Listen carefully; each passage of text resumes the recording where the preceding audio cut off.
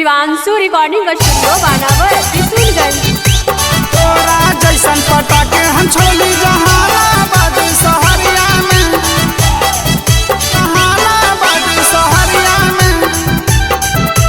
तोरा जैसन पटाके हम छोड़ी जहानाबाद शहरिया में।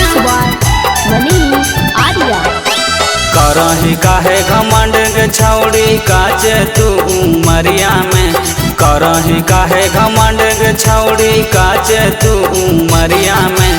तोरा जैसन पटाके हम छोड़ी जहानाबाद शहरिया में।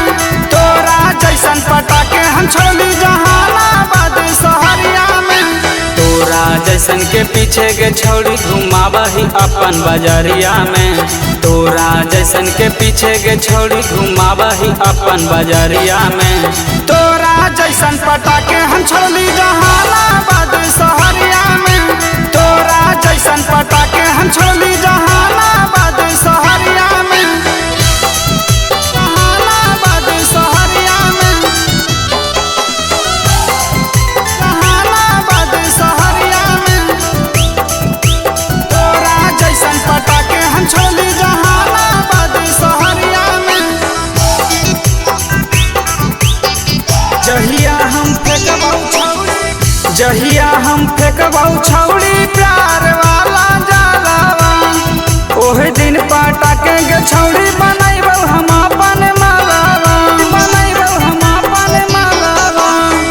जहिया हम फेंकबौ छौड़ी प्यार वाला जलावा, ओहे दिन पटाके के छौड़ी बनैबौ हम अपन मालावा। तोरा अबे उठा के छौड़ी ले जाई बौला हड़िया में। तोरा अबे उठा के छौड़ी ले जाई बौला हड़िया में। तोरा जैसन पटाके हम छोड़ी जहानाबाद शहरिया में। तोरा जैसन पटाके हम छोड़ी जहानाबाद शहरिया में, जहानाबाद शहरिया में, जहानाबाद शहरिया में।